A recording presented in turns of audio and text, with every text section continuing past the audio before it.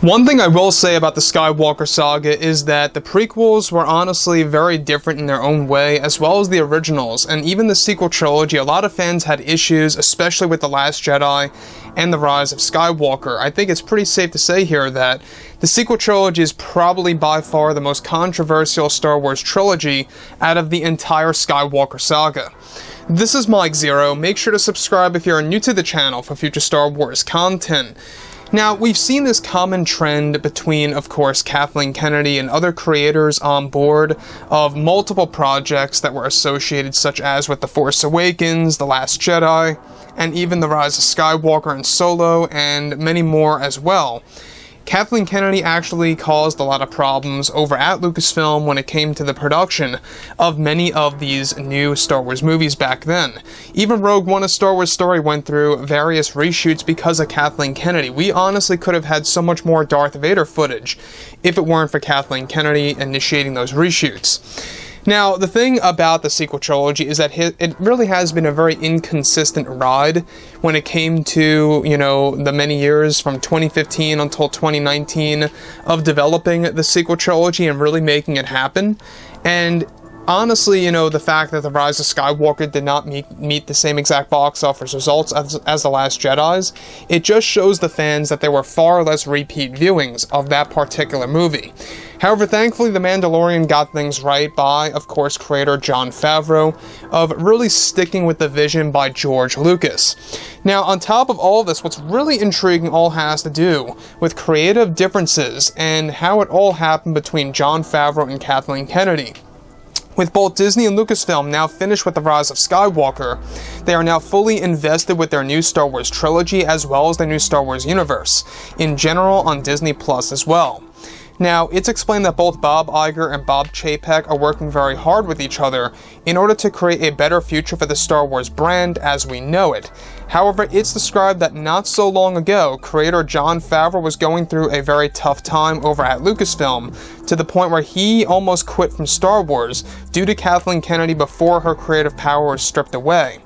Now, it's noted that not long ago, Kathleen Kennedy had creative differences with Jon Favreau over including many of the Clone Wars characters in the form of live action, such as Ahsoka Tano and more. It's noted that Kennedy wanted actress Brie Larson to portray Ahsoka Tano, and that Jon Favreau felt that Brie was not a great fit for Ahsoka and wanted Rosario Dawson to fill in for the role. The creative differences got so intense to the point where Kennedy did not want Luke Skywalker to return in The Mandalorian Season 3, and of course halted the release for 2022 at one point, and that Favreau was getting very frustrated over Kennedy's demands. The differences escalated in early 2020 when she wanted to rid of Favreau's ideas for Season 3, and that thanks to Bob Chapek, the new Disney CEO, he was able to put an end to all of this from Kennedy, and that there was a period where Jon Favreau was getting ready to leave Lucasfilm and quit entirely from Star Wars just after 2 seasons of The Mandalorian.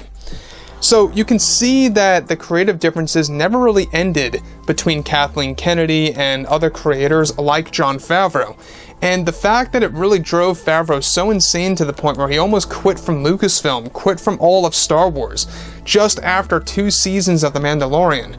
It could just tell you how, a lot of creators, get on their nerves by Kathleen Kennedy.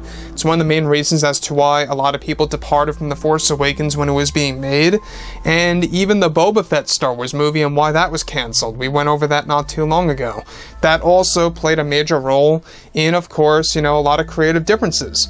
So, when we look at everything related to Jon Favreau, I'm just glad that he's still around and did not leave Lucasfilm. He seems like he's a very strong guy. He has a tough skin, he does what he has to do with Star Wars, and he pushes it out. Thankfully, he's getting Season 2 done this year, regardless of the global crisis. The Mandalorian Season 2 will arrive this October with no delay. So, Kathleen Kennedy, like I've said before in the past, she really doesn't know what she's doing. The fact that she wanted Brie Larson to portray Ahsoka Tano over Rosario Dawson, to me, just makes no sense. And the fact that she didn't even want the Clone Wars characters in live-action form, and not to mention that she didn't even want Luke to return in The Mandalorian Season 3, slated for release in 2022, it just shows you that Kennedy just doesn't really care about what the creators really want when it comes to Star Wars and how they feel of what the Star Wars fans actually enjoy, right? So Kennedy, on her end, it really seems like it is indeed, something all being done on purpose, that it's her own agenda, that she's just using the Star Wars label as a way to kind of brand her own material. So the other thing that I do want to bring up that's rather important is that Jon Favreau is going to be a very big hand in developing this new expanded universe when it comes to the movies, the TV shows, books, novels, comics, you name it. He is going to be a very important man for the next couple of years. So with that being said, guys, drop a comment below. Let me know what you think about all of this in the comments. And if you guys did enjoy the content for today, do make sure to drop a thumbs up on this video to support the channel. I thank you all so very much for the kind support, and I'll catch you guys next time.